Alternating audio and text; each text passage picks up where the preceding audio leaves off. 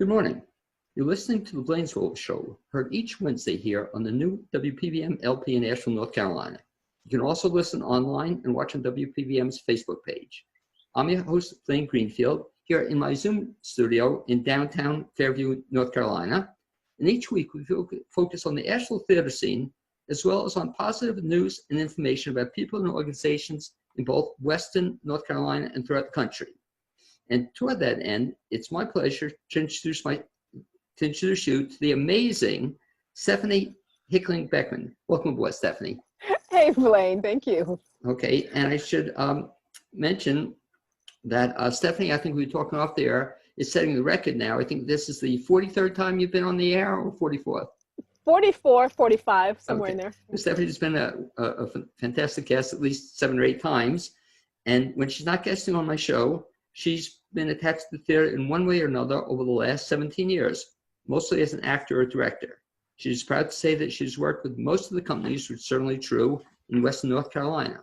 She is founder and managing artistic director for Different Strokes Performing Arts Collective and has a personal mission to change the world through performing arts.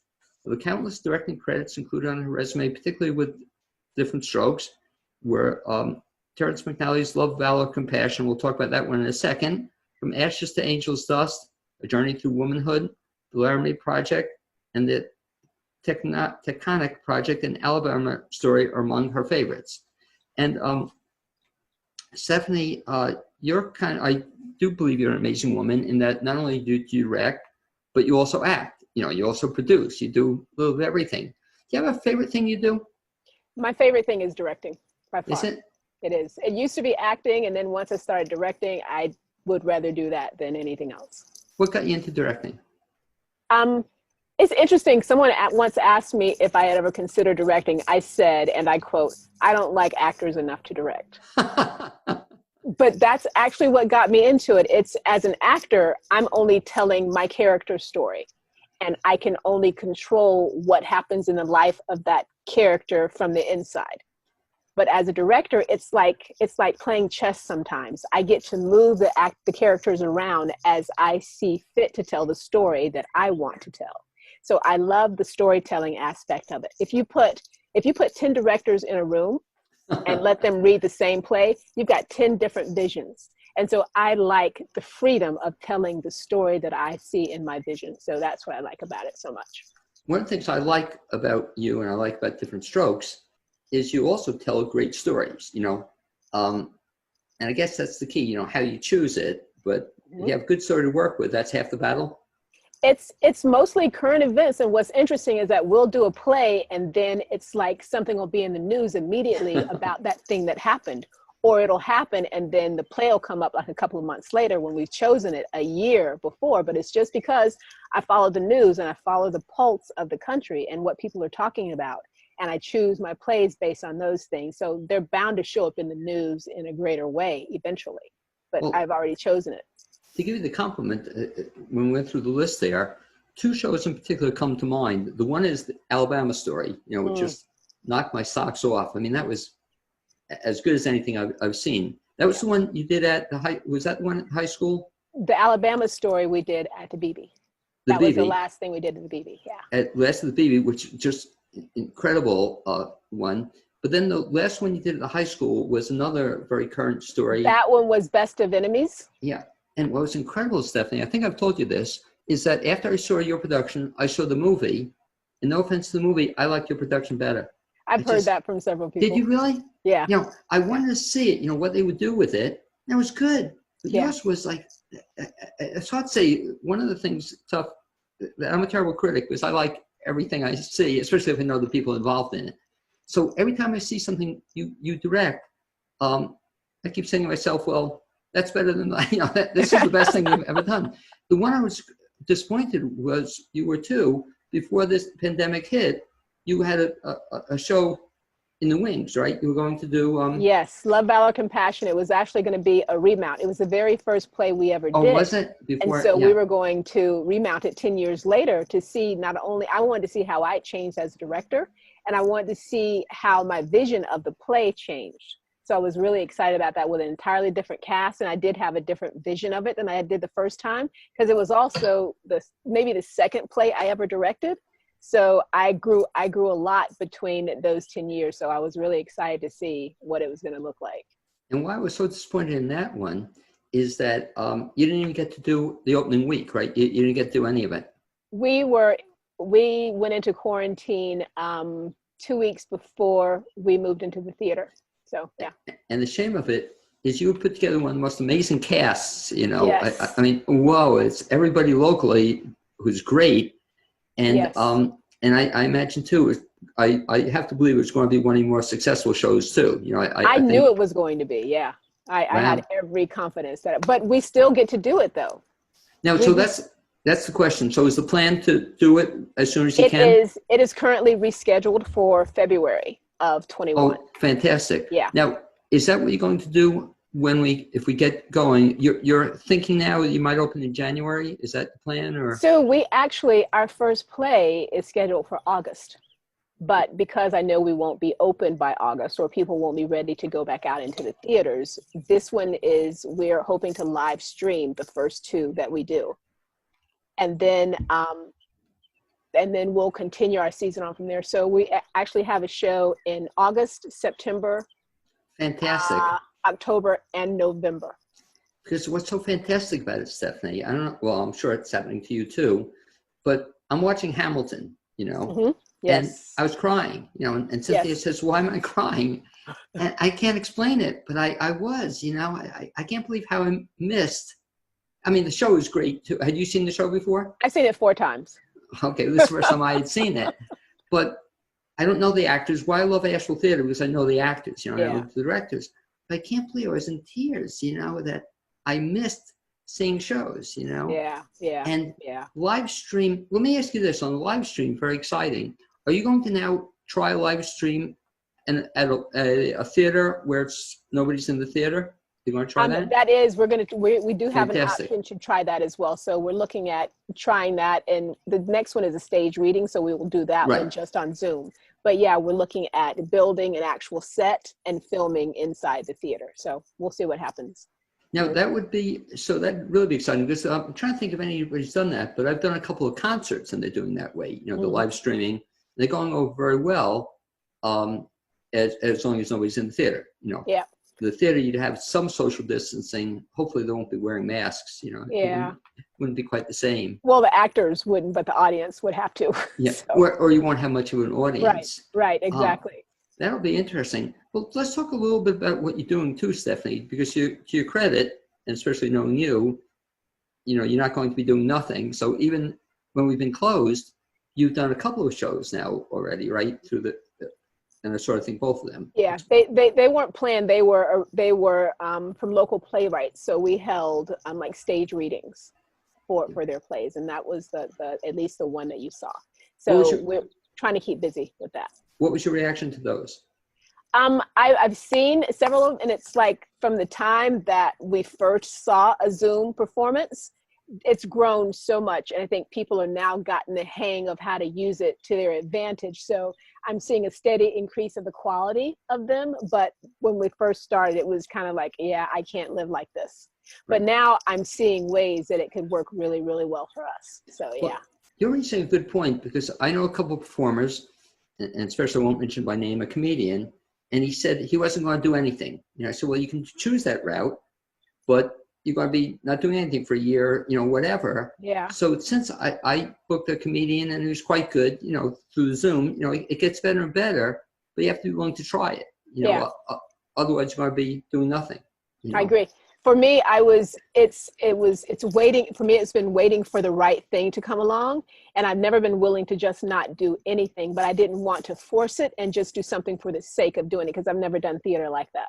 So I didn't want to force it. So I just kind of bided my time. And now we've got this project that's in the works separate from the plays that we've got scheduled. But I think that there's some voices that are lacking from Asheville. So I have put together a group of people of color and we are writing monologues and finding poems and other things to express ourselves. And so we'll have an evening of Black Lives Matter is what we're calling. Oh, wow. When's that supposed to be on? We just had our first meeting last week, so I would say within the month we should be ready to put something up. So. And so now that'll be a you have to get a ticket in advance and then come, or how is it going to be? We actually want to use it as a fundraiser for a local organization who supports young Black men. We haven't talked to them about it yet, but we want to raise money to give to them. So yeah. And if you want, or off the air, I'd be glad to speak to you about it, because the minute you said it, I said, wow, what a great idea. Yeah. And I think there'd be a lot of people, including me, would be willing to support that, you know? Yes. So let's talk about it. This is a great way for the whole community to get involved. Yeah. But supporting theater, you know, is the plan to do that via Zoom, or will that be a live thing? The plan is to do it via Zoom, and since there'll be mostly monologues and we'll have a couple of like scenes, it'll be really, I'll direct it so that it does work for Zoom. Because have you seen like the shows where they have somebody reaching to get something then they come back with the thing in their hand because somebody hands it to them? It's kind of cool seeing that. Well, that's what I like, exactly, as opposed to a couple of shows in the beginning, they were just somebody's reading a script or whatnot, and they didn't, you know, they didn't know the dialogue or anything. It was okay, but it's not, I love to see that, you know, performance. Very exciting. So that's something to look forward to in a month, a month or two? Yes. Okay, well, keep me informed. Also, when you have it lined up, let's do another show on that, or let me get, would be exciting, no offense to you, but let me get some of the artists involved. Wouldn't that be great? I agree, yes. You can spotlight them, and then we'll promote it, you know, 2 weeks before the show. Very exciting. So now talk also about, you've done a couple of readings. One was Jamie Knox's play. Yes. That just happened at the spur of the moment, you said? She contacted me and said, hey, would you be interested in hosting a stage reading for my latest play? And I said, send it to me, let me read it. I read it. She said, can we put a cast together? We cast it, and then we did it within, so all that took about 2 weeks. So it was kind of spur of the moment because I hadn't planned to do anything yet. How's it directing via Zoom? It's not a lot. It's mostly directing voice work, and then adding the little things like reaching for something, or, you know, or getting up, or turning in your chair. Just little things, you know, but it's, I don't prefer that. Sure, yeah. Yeah. Well, it'd be better in person. But again, one of your talents, I think, has always been that you put together these casts, you know, and they're really good, you know. That's 90% of a good play is the casting of it. So I think I put most of my energy into the casting piece. So, that must be tough also, and I was talking to other directors about it too, that Asheville, we're blessed in that we have so many fine performers. I think we really do.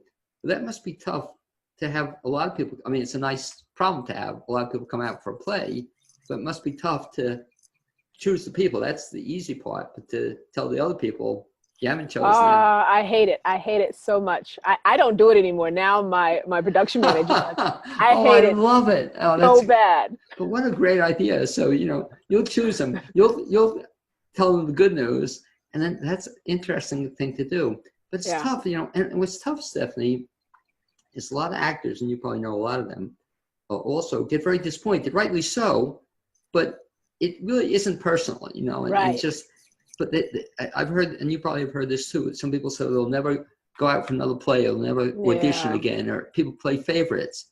And I tell you, you probably know the story. I think it was Luke Perry, is that the actor, the one who died? Yes. 90210. He tells a story, you probably know it, but he talks about his first gig. He had to go for over 200 auditions before he got his first job. Had you ever heard that?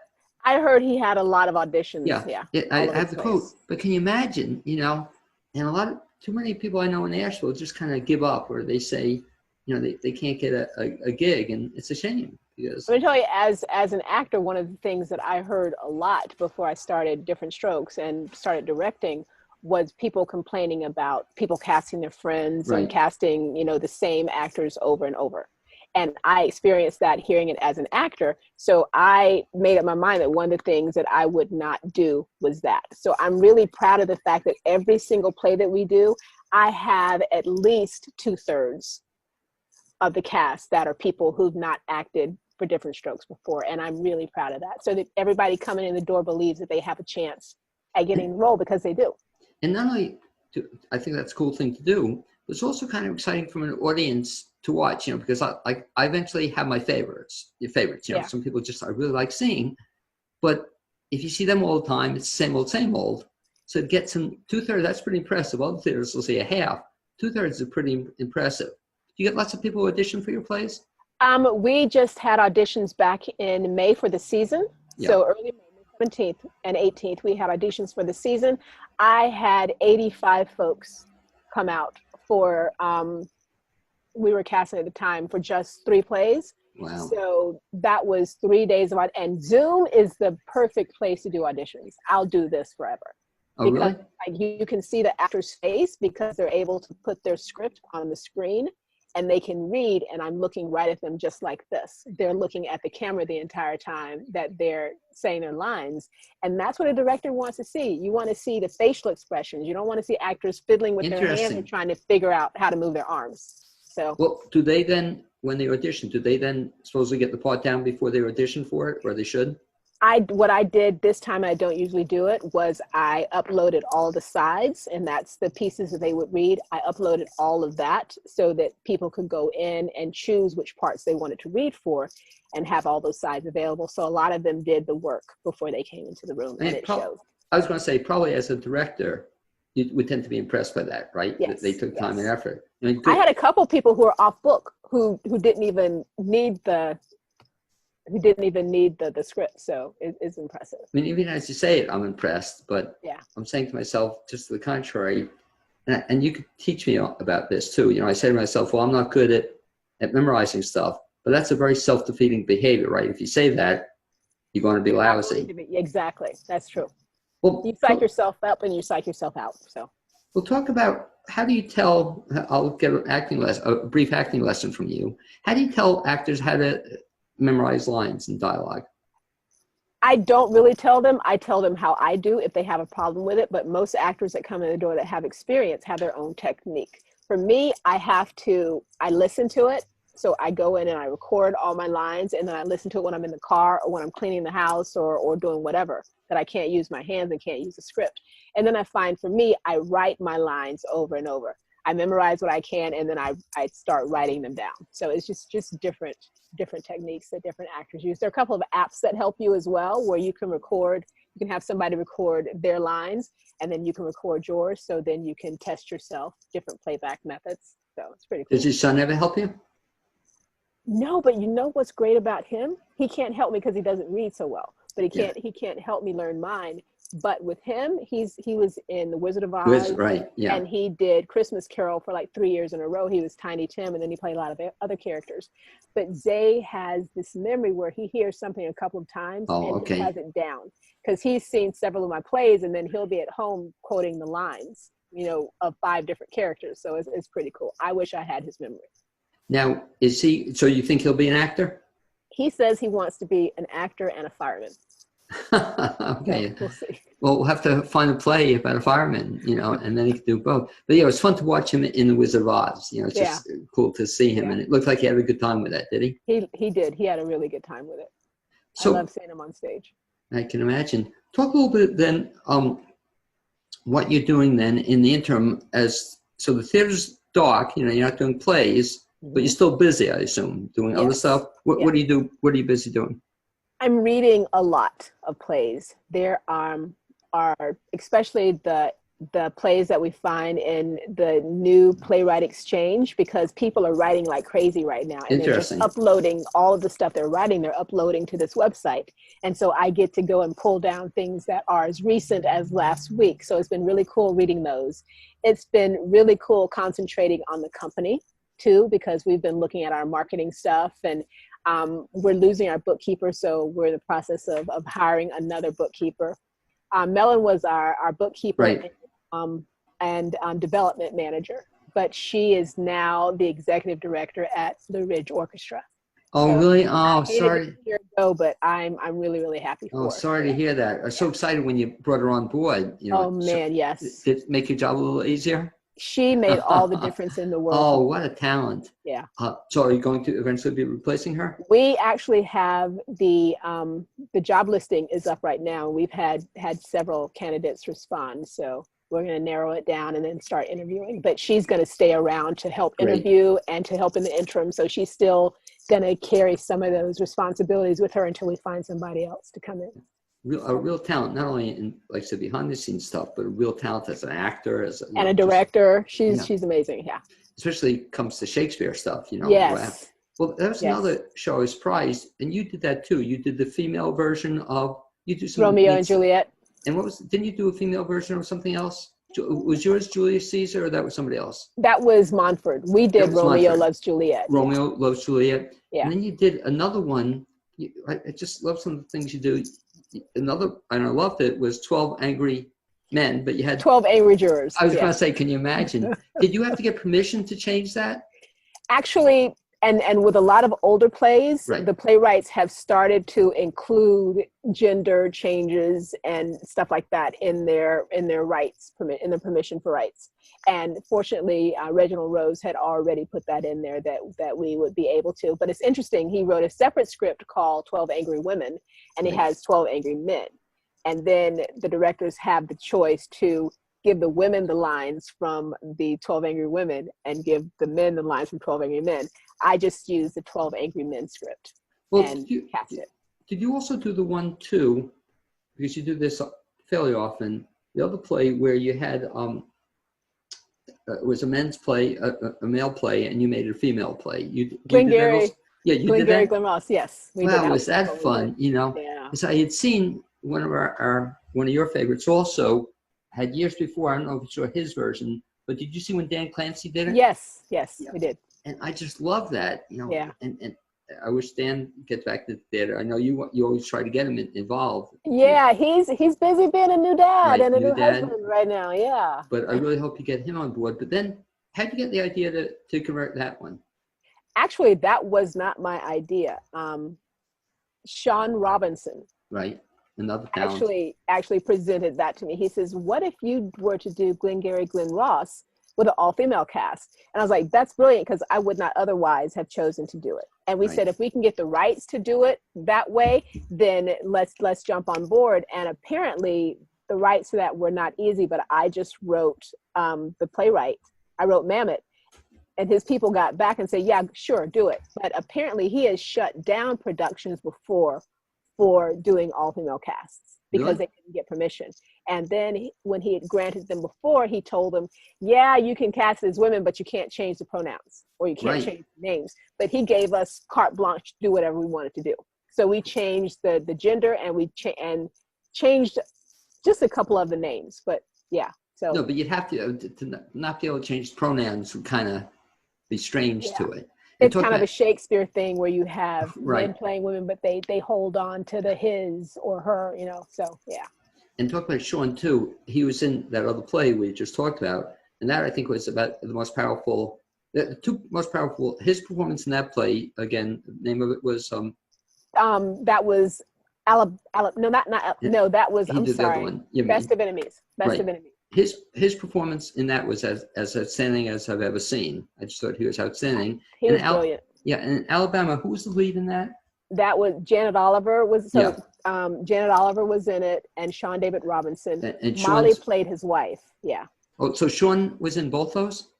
Oh, Alabama Story. I'm sorry, Molly was the lead in that. Molly Graves was the lead in that one. But I love that too. And then the Alabama Story, you do such great work with not the lead characters, but David was in that too. Yes. But just not a big role, but great. And who is the guy? I thought he was great. Who had the 5 roles in that? John Mendenhall. Yeah, was he great in that? John is amazing. He's in Love, Valor, Compassion as well. So we're really excited to bring him back. So is the plan then you're going to then take the season that was and then move it back? Ideally a year? We might end up shifting a little bit because we've got Row coming up, and we're looking at a partnership with Row that would put us in a much larger venue so that we can socially distance. And the same thing we're talking with Wortham about doing August Osage County Right. in the bigger theater. I mean, that's 500 seats, and we can sell 100 seats, and people get to be as Oh, far away interesting. as they want to. Yeah, and then it makes the cast safer because we're putting them further up instead of everybody on the floor. Oh, I hadn't So we're realized looking that. at ways that will make the audiences feel more comfortable if we do open up. Talk about making audiences comfortable, and I've been thinking about this, Cynthia, as well. Do you think people are going to be coming back to the theater? I don't know, Blaine. We did kind of a survey online, or I put the question out there and said, what would it Yeah, I take remember. to I get saw you it. back in? Yeah. And I was looking at everybody's response, and it's pretty much stuff that my board had already thought about, making sure that there's sanitizer everywhere, making sure that everything is sanitized, making sure that there are masks and that we require the audience to wear masks. Making sure that the cast has enough space between each other so that they're not crowded in and passing things around each other. So we looked at all those, but people say that they would be more likely to go somewhere that's huge, Right. or that's outside. So I think Montford kind of has the advantage of that world on us right now because it's an outside venue. So. Because your point also is well taken, even in terms of eating at restaurants. I love eating at restaurants, but we've only gone maybe 2-3 times, and it's an outdoor seating. And I won't mention the restaurant, even though I'd like to. I was really annoyed. We went to one place the other day, and only 20% of the people had masks. You know, I don't know if you believe in it or don't believe in it. I tend to. I think that's how we're going to keep each other safe. Well, excepting X number of people, we won't mention names, still thinks it's a hoax, Yes. you know, or it's a made up thing. But what's incredible, Stephanie, is that they start giving me, you know, Cooper's exemptions, you know, and well, there are 11 things you can get out. And I said, don't tell me you have 20% of your staff is wearing masks, 80% is not, whereas every other restaurant, they're all wearing masks, you know. There's also a restaurant, and I again won't mention names, but nobody wears masks. The people in the kitchen, the people serving the tables, the customers, nobody wears a mask. I don't know about you. And that's what they're standing on, is that we're not pushing for masks. So I don't know about you, but I won't go there, you know. I won't either. And I'm glad I have that choice. Right? Yeah, well, that's a good point. But I was upset when you go there and then you find out, you know, you're a little upset. But different strokes, you're raising a good question. You're raising an excellent point. Where I feel more comfortable if it was upstairs at Diner Wortham, big theater, and I think I would. You know, I still don't see how they're going to play sports, you know. Even if you don't let people in, how are they going to, you know, football? How are they going to social business? And you'll get a kick out of this. I read an article about an amusement park in Japan, and they're saying people can go on the roller coaster, but they can't scream, you know, because screaming would. But, you know, so how can you play baseball and not, or football, you know, tackle somebody? I think it's going to be hard. You know, Blaine, people can raise that same question about theater, because if you're around actors for any given amount of time, whether it's in rehearsal or on stage, we spit a lot because we're enunciating. So we've always got spit flying out. So being able to keep these actors distant enough, you know, because they're going to always have to enunciate, so they're always going to spit. So it's going to be interesting trying to navigate that. Well, you'll have to, you have the solution though, Stephanie. You just have to come up with a show that people wear masks in, or the Count of Monte Cristo, or one of the old, you know, things, or a Halloween thing or something. We'll incorporate masks somehow, but we are also going to be taking temperatures before rehearsals and then before shows. We have a touchless thermometer that will be like taking. Yeah, I saw that at my doctor. I just bought one the other day. You know, you just put it on their forehead and. You kind of point it right at their temple. You don't even have to touch them. You just point it at them, and it reads the temperature. Yeah, it's pretty cool. Really cool. If folks want to stay in touch with Different Strokes as to find out what's happening, best bet is what? Our website is the best bet. We keep that pretty up to date. Our website and Facebook page, and that's like by the minute. As we know it, we post it on Facebook, but our website is a great place to go and keep that consistent update going. Okay, and I have to tell you, I do miss you. You know, it's just, I miss, not only you, I miss every actor, performer, director. I didn't think I would, but I really do, you know. And it must be even harder for you, is it? It is. They're my people. I miss my people. I miss seeing my people. That's the biggest part in all this. The people that I would see every night when I go in for rehearsals, and just that camaraderie that we had because we're all working together. I miss that so bad it makes me cry. I mean, I really, Really, miss I'm that. telling you, I'm getting teary even as you're Yeah. describing this. Anyway, Stephanie, I really hope to see you back soon. Keep in touch on that other project you're working, if I can help you Yes. out on it. Okay. And yeah, I think you have a great idea there. I think it's a brilliant idea for a fundraiser. And you know, like I said, we'll do a show on it, but if I can help you beyond that, I'd love to help you. And Awesome. more importantly, I want to see you soon in person and give you I'll give you a virtual hug here. Yes. But it ain't the same, kid. Hey, be well. Thanks an awful lot. Thanks a lot, Hey, Blaine. okay, All I'm right. gonna try to find my other guest if we can find Okay. him. If not, we'll keep talking and speak to you soon. Okay, All right. great. Bye, Thanks a lot. everybody. Okay, so let me see if I can get him, and I'll just talk as we're trying to find him. Okay. So I'll fade you out, Stephanie, Okay. and I think I can remove you. So see ya. All right. Okay. Bye. Remove Stephanie, remove her. Okay, she's gone. And as we're talking, I have my other guest. Now I just got to find him. And I think James Love is waiting, and I'm going to admit him. And I think we're in luck. Now, as James is coming on board, hey, James, I think we got him almost. Hey, James. Hey. Just want to make a brief announcement as we're getting set up here. And I'd like to mention that WPVM's mission is to foster community through programming that cultivates dialogue to inform and entertain. The station provides the medium for artists, business community leaders, and nonprofits to share their voice on live radio. And if you'd like to get involved to help support WPVM's efforts by making a tax-deductible contribution, you can do so by going to the website, wpvmfm.org, and looking at the donate options on the upper right side. My second guest is James Love, and James Love is an artist, and we'll talk about that in a second. But James, as we're introducing you, you can wave to all your fans and friends in Facebook world. So I think if anybody's watching, you can give a big wave, big hi to those folks. And James is an artist who creates artwork using an intuitive and improvisational process. This style of working is inspired by his experience growing up in New Covenant Holiness Church in Burlington, North Carolina, where programs for the service are printed. Once the Spirit of God moves into place, the programs are an afterthought. Interesting point. Love focuses on the mediums of drawing, painting, collage, and assemblage.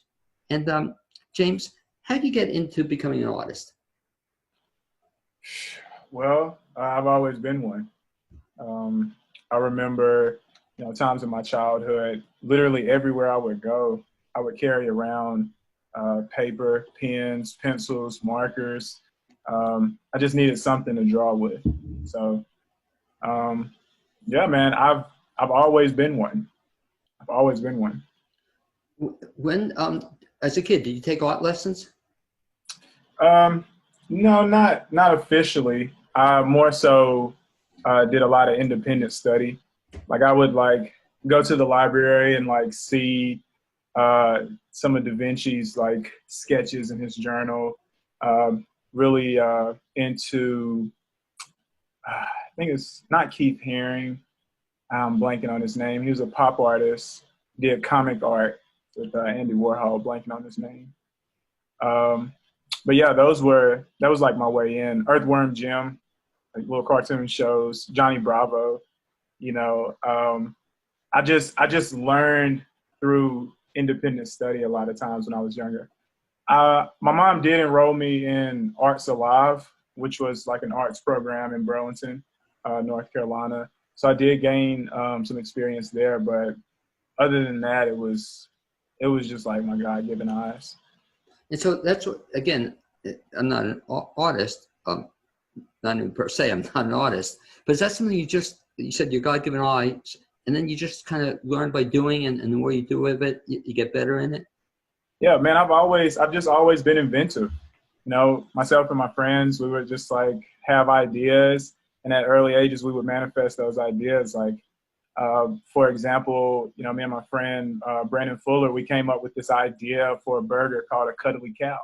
We were just always inventing different things. And so, I don't know, man, I've just always had this kind of create, produce mentality. Yeah, it's always been there. When was the first time your art was ever shown anywhere? Do you remember? First time it was ever shown? It's like at Not- school. That's like not including the refrigerator. Yeah, no, Right. I digress. Talk about refrigerator. Yeah. I was crushed, and I think a lot of artists get crushed this way, James. True story. That when I was a kid, my mother would paint, put all my stuff on the refrigerator, right? And I got to the point where she had to get like 5 refrigerators, to put all, in the house, put all my stuff. Now remember, James, 2nd grade, I had my first art teacher, art in school, which a lot of schools don't have anymore. And I remember teacher kind of laughed at something I did. I came in one weekend, and I don't think I ever drew anything since, pick a pencil or a crayon or paint, because if you don't get encouraged by your mom, and your mom was your encourager, she encouraged She was you to, like one of my initial encouragers. Yeah. yeah, because you really need that. Artists unfortunately sometimes don't get that, I guess, Yeah. To go with that, my mom was not just an encourager; she was like a challenger. I don't know if you've heard have I told you the Game Boy story? I haven't no, told you. tell me, yeah, if you would. Okay. Well, listen, man. I loved the Game Boy. Loved the Nintendo Game Boy. I used to play Pokemon, like all the different versions of it. And but I was just notorious for losing them. Like I would just always lose the Game Boy. And so like we were on a family trip to the beach, and you guessed it, man. I lost the Game Boy, and I went to my mom and I'm like, "Hey, you think you could get me another Game Boy?" And she's like, "You're gonna have to figure out a way to get one yourself." I'm like, well, how do I do that? Because the only thing I need to do was to draw. So I just started making comic books and selling comic books at that point, and ended up selling enough to get me another Game Boy. Cool. So, and we should add too, you were what, 23 at the time? Oh man, No, I was knocking on 35. No, no, I'm kidding you. Definitely knocking on 35. Oh, so that's cool. You did you do comic books also, or you did comic books at one time? I did, and they're still an inspiration to me, honestly. There's a lot of, I can't really say a lot. There's only 2 inkers right now, or illustrators right now, that I'm really, really inspired by. Just like their inking style. It's like how they use ink is just like, it's awesome. Well, so talk about comic books. So that was really a great story. You actually put together a comic and then sold them, the comic books. My mom's like always worked, as far as I can remember, like in an office environment. Yeah. So like she had like a printer, so I would just like draw the pictures, use the printer, use the stapler, put them together. And I had like this red briefcase, which was like originally used for some kind of game. I don't know what kind of game it was for, but I ended up taking that, putting the comics in there. And I remember my first sale outside of family and friends, it was actually like 2 old white ladies walking outside of a food line. And I like stopped and was like, "Hey," I was like, "You want to check out these comics?" And but man, they really looked, and they really looked at them, and they ended up buying them. And like I was selling them for like, I don't know, probably at the time I was probably selling a book for like $15 or something. Like I knew that I had a goal in mind as far as getting that Game Boy, and I just wanted to get it. And these ladies, they were willing to support me, so like they were early supporters too. Now, do you still have your first comic book you ever did? I don't. Oh, what a shame. We should put out a thing. Maybe if these 2 ladies are listening, we'll buy back from them. But what a cool story, though. So you didn't keep your original stuff then? No, I didn't see. I couldn't have seen any of this stuff coming. Like I did it for the love of it and to get that Game Boy. Like I just knew how to draw, and I wanted that Game Boy. That was like the MO. But think about it. That's a great motivational device, though. As a kid, yeah. I was bored a lot of times. Or as an adult, too, you want to get something. Well, do something that'll. Come on, man. We don't do things to get stuff, man. What are you talking about? Yeah, no. Everything's out of goodwill. Well, we'll talk about it, James, because first time I'm meeting you on the air here. So that you started out as a kid, you're doing some comic books. Then when did you get more serious about it? When did I get more serious about it? Man, that's a good question. I think I really, other than the Game Boy example, I think I really started getting serious about it around college or so, maybe a little after. I was working 3rd shift at a hotel, and I would just be in the back, like just drawing pictures, just always, and just always just visualizing success with those pictures. Always. Like, no one was there to like encourage at that time. Like, my mom was back in Burlington. I'm here in Asheville. You know, I have my friends at school or whatnot, but I never really shared, you know, my like artistic side with my friends like that. So it was just me, for the most part, me and God. And I just kept going, man. And then I took a drawing class with Laura. She is so awesome. I think she still teaches there now. And she just really got me into like really realizing like the ability to tell stories behind pictures, because like she would gather us together like after a class and we would look at our drawings or paintings, and like everyone in the class would say, you know, what they thought was behind it or their stories behind it. And it's always interesting as the creator, because it's like, you know, the intent, but the onlookers don't know the intent. And that was just always interesting, because like when it was my turn to tell the story about my work, it was just so far left what everybody else was on. It was so far left. So I would say I started really getting serious around that time. And then I would say afterwards, I think the point where it started revving up, honestly, was when I met Joseph Pearson. And I ended up meeting him, you know, as it would be. I was working, and I was out at a horse sense, I think it was called. Ran into Gail, who is Joseph's wife, talking with her about art just real casually. And she ended up connecting me and Joseph. We did a couple of studies and sessions together. And he really started pushing me more to see art kind of as a fine art, you know, as a way of looking at art, as a way of approaching it, not just making comic books to get a Game Boy. You know, it was a different level. It was a different taste. So yeah, somewhere in there, man, is when I really started getting focused and serious about it. Well, it's kind of interesting. So it seems like your art, and I guess that's with most artists, sort of evolving over time. You know, so you started in one direction, and now you're moving, I guess, in other directions. And talk to me a little bit about Jameson. So what are you doing now? You know, after you get off the show. You know, when I get off the show, I'm coming over there, and you and we're gonna have some dinner, and you know.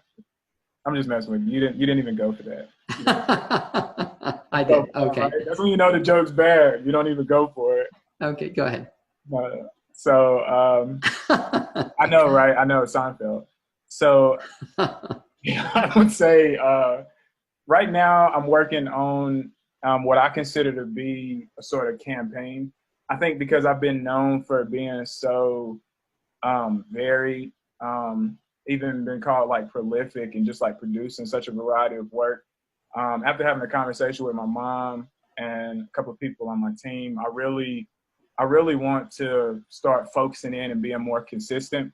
So I got this campaign right now that's going under the title Luxury, Power, Divinity.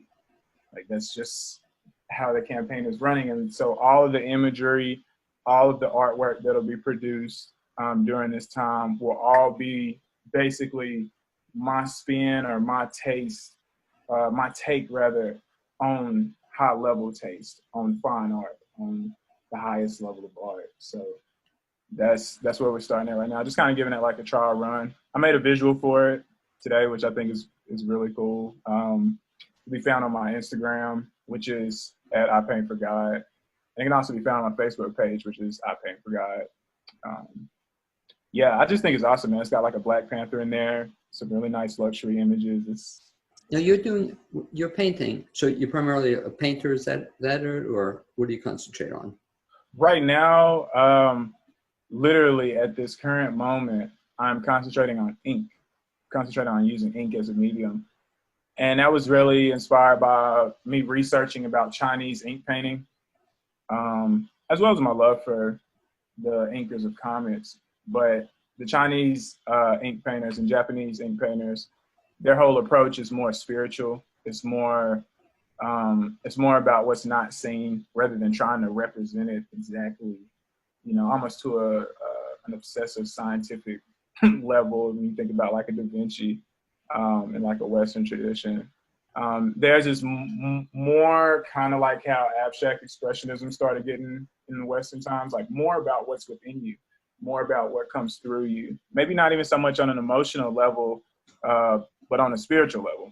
So now you're doing this full time? This is your full-time gig?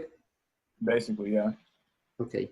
And we were talking off the air a little bit about some of the things you're working on, and I don't know if you can see it, but you showed me one thing before we did started the show. If you just try to maybe show that, or if you just take a look at one of the things you're working on. Would love to, man. I got a few things here. I think maybe this will work out well. Let's do a see-through frame here. Yeah. Now that's good. Perfect. I can see it really well. So this is, I love the see-through frame. That's kind of cool. So yeah. Describe it if you would, please. What are we looking at?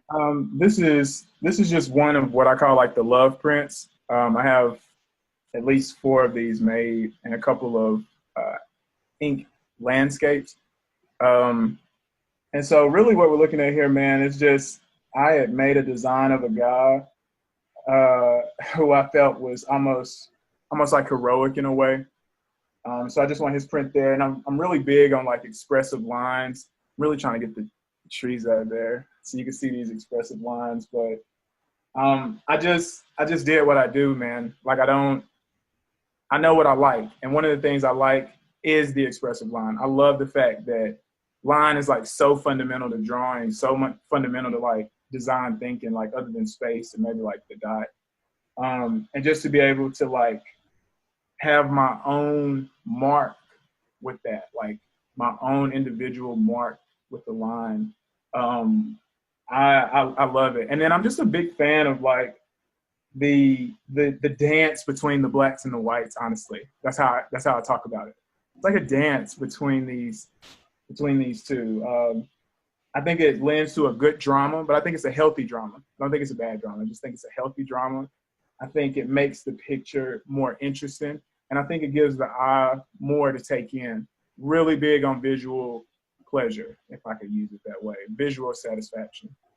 You know, it'd be cool, and we'll talk about it off the air, but I love hearing you talk about your art, you know, and I don't know if you've ever done this, but you've had shows, is that correct? Have you had shows and openings? Yeah, I have. When you have, do you get to talk about your art at them? Yeah, I sure do. And in fact, in the future, I'm actually myself and my team, we're weighing the idea of me maybe freestyling during one of them, you know, as part of the performance art, like, yeah, maybe wearing a mask or something, like just. But remind me, I do want to talk to you. If you have a couple minutes afterward, I'll give you a call. I want to talk to you a little bit about that idea. It's a great idea. But I could just see you, you know, showing the art, but to actually talk about it, is just so, to your credit, you're certainly very enthusiastic and passionate about your art, you know, which is really kind of nice to hear.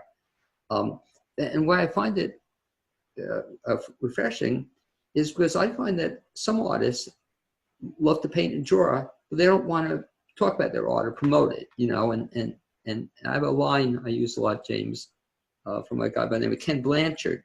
It says, if you don't toot your own horn, somebody else will use it as a spittoon, you know?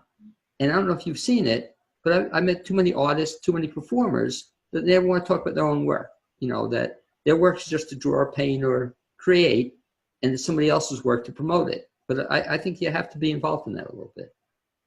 Yeah, I mean, I think so too, honestly, until you begin to grow. Right. You know, I don't think there's anything wrong with just being humble and saying, hey, I might not be the best at marketing. You know, I might need to hire a marketer. And that, I mean, like I said, that just comes, in my opinion, with the experience and continuing to quiet the ego. Like, you got to know when somebody else is better than you at something, like, or just more effective. You mentioned shows. So you've done several one-man shows, have you? I've had 2 solo shows up until this point. Could say 3. Yeah, and the most recent one being 3145, which was at the First Presbyterian Church in Nashville, which was awesome. It was great. So is that now where you're based, out of Asheville? Yes. Okay. And so talk a little bit about your typical workday. In other words, I've asked this of authors, but as an artist, for example, do you get up every morning at 7 o'clock and then paint for 5 hours or draw for 5 hours, or do you have a set routine you follow? No, I don't, man. I'm I'm a fan of intuitiveness. I'm a fan of the flow. I'm a fan of waking up and saying, what does God have for me to do today? You know,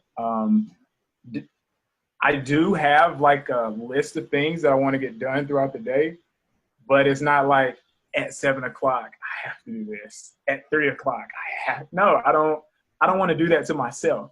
You know why? Because I don't like letting myself down. I don't like being like, yeah, at 7, I'm gonna get up every day. Nope. I know myself for the most part. I'm gonna like just work with myself and just work at literally like a good mental, spiritual, and emotional space for myself, just at any given time of day. So no, I don't have like a super set routine. I do try to get up or attempt to get up every morning and like listen to some sort of affirmations. I started doing that lately and like smooth jazz to kind of like get me going. You know, you pray to God and then you turn on like the smooth jazz. It's like, I don't hate Monday. You know what I'm saying? It's like I'm walking out the door and I see people I don't know and I'm like, we're still neighbors. It's like we're still familial almost. I'm like, hey, how are you doing? They're like, hey, leave me alone. I'm like, oh, for you it's Monday. You know, so like, no, because it's interesting because some authors I'll speak to have the idea that, you know, they have to get up at 7 o'clock and work at least 5 hours, you know, straight or whatever. Do you do work every day? And man, I try to be intentional about doing art and writing every day. Like, again, man, other than God, most of the things that are on my mind are like art, writing, just thoughts and ideas, man. Well, talk about, I know that too. So talk about your writing. In addition to the artwork, you also write? Yeah, I actually majored in creative writing when I was at Warren Wilson, concentrated in poetry. Studied it because myself and a group of my brothers back home, we like to get together and freestyle with one another. And so I figured if I could learn poetry, you know, I could come back and have some pretty nice rhymes back at home, you know.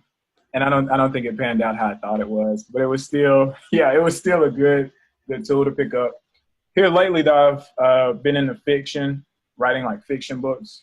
And that comes after talking to a writer named Stephen Dunn out in Denver. I think he wrote the book Potted Meat. He's great author, great guy. So after talking with him, he really helped push me more to want to get into writing fiction again. So. That must be kind of an interesting dichotomy almost. In other words, now I hear you, I mean, that's kind of interesting also background. You have this background in poetry, now in fiction, in art. Does it all sort of come together or do they take separate, you know, directions? They can come together. I mean, I think the idea of me even doing all these various things came from the idea of this Renaissance man. I mean, you know, I went to Morehouse College my freshman year, and to be a Renaissance man, that was the thing when I was there, going 2009, 2010. And it was actually during that time where I used to go to the library and read up more about Da Vinci and this whole idea of the Renaissance man being there. So I'm thinking it's like, haha, James, joke's on you. You're not a Renaissance man. So I started like dabbling in all of these different things, just being like a little polymath almost. And I put them together. Got a book for you. You may know it by a friend of mine, Michael Gelb, How to Think Like Leonardo da Vinci. You ever hear of it? Never. Make a note of it. It's a phenomenal book. And my friend, he's a creativity expert, studied Da Vinci's life. He wrote this book. It was fairly successful. How to Think Like Leonardo da Vinci. And I used to have my students read it. I used to teach college in a creativity class. Great book for you because, you know, to be a Renaissance man. And by the way, I love that title for you too. You know, in terms of your business card, you know, you meet James Love, Renaissance man. You know, wouldn't that be kind of cool? That's you know, cool. Where you meet people. What do you do? You know, I'm a Renaissance man. You know? That's all you need to know. But right, it describes it all. You know, and you go in any direction you want. When did you start discovering that about yourself? You know, when you were a kid, you were into Game Boy. You mentioned. Were you into lots of other things as a kid, or is just? I just always had to use my imagination, man. When I was a kid, I was my mother's only son. Basically grew up in the house by myself unless my cousins were around. So I had to keep myself kind of entertained enough. So I use my imagination a lot, man. Actually, a whole lot. Talking about using your imagination segues into, I think, where we are now in terms of the pandemic. As an artist, you kind of, in some ways, maybe have an advantage because you're always kind of, you know, doing your own thing, you know, not necessarily relying on others. How do, in terms of, has this situation affected you in terms of being more home or less without people? How do you feel it's impacted you in your work? I definitely just want to say, man, it seems like being an artist is super individualistic, but the reality is you gotta work with people. You got to. Like, I have the tendency to be introverted sometimes too, and like just be like in the shadows. But I'm learning that I don't really know how to put it, man. It's just beneficial for me to be able to speak with others, especially other creatives. As far as the pandemic is concerned, you always have to adjust. That's what I've always learned. You always have to adjust. I think about it like this, honestly. I'm pretty sure Bill Gates is still making money. I'm pretty sure Buffett is still making money. So like COVID may have affected, you know, everybody, but there are people out here that are still finding ways to make it. I feel like as an artist, as a creative, you know, we shouldn't really use too much time to pout. We should use the time to see what we can do and just kind of build and grow from there. Like, but has it been rough? Yeah, it's had its ups and downs, man. It definitely has. But I just think with the mentality of knowing, like, you got to adjust. You know, you still got to earn your living. And companies have been very generous. Some of them have been very kind to their customers, and I really appreciate that. Some of them have done phenomenal discounts and just other great things to help make the times a little easier. So, you know, that doesn't go unnoticed either at all. Yeah.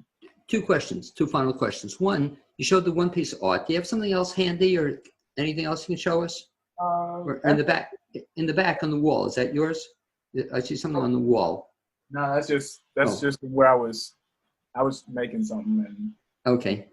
But this is this is stone faced, and this is actually one of the pieces that are for sale through the Pink Dog Creatives new exhibition online called In Solidarity. And 60% of this sale will go towards YTL, which is a program here in Asheville that supports disenfranchised youth. And the Pink Dog will match that. Very nice. Yeah. So how'd you make that? This is actually made with found clay, and I actually just used graphite to kind of go in and out of these. Very cool. I don't think I've ever seen anything quite like that, you know, so that's kind of. Man, I'm influenced by artists of the past. I'm influenced by international artists. I'm always looking at art. So I'm always trying to see what I can produce next in terms of fine art. So you're liable to see anything from me. Yeah. Well, no, it's really kind of interesting. So it's not the same old. You'll try different stuff. Talk also about if people want to get in touch with you or find out more about you, and might have you spell it out for us. You mentioned a couple of ways they can follow you.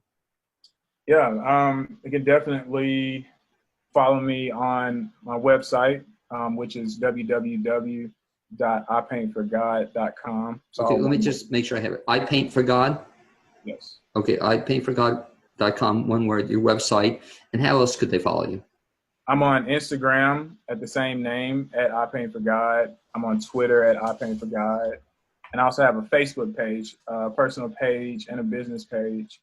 The business page is I Paint for God.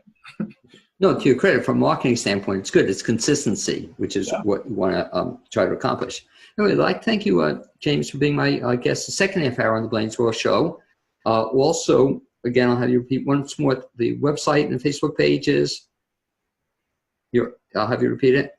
The website. The website is www.ipaintforgod.com. And the Facebook page is also under I Paint for God. Instagram is at I Paint for God. If anything, please find me on Instagram. That's where I'm sharing like all these visuals and stuff, because it's it's just it's an image driven platform, so it's perfect for what I do. Anyway, I'd like to thank you for being my guest this second half hour. I'd also like to thank Stephanie Hickling Beckman for being my guest this first half hour. We'll also have you join me next Wednesday here on the new WPVM in Asheville, North Carolina. You can also listen online, and you can watch us at WPVM's Facebook page. I want to say so long, James, but I want to call you right back after we end it, okay? Thanks, All man. right. See ya. Good meeting you. All right, good meeting you.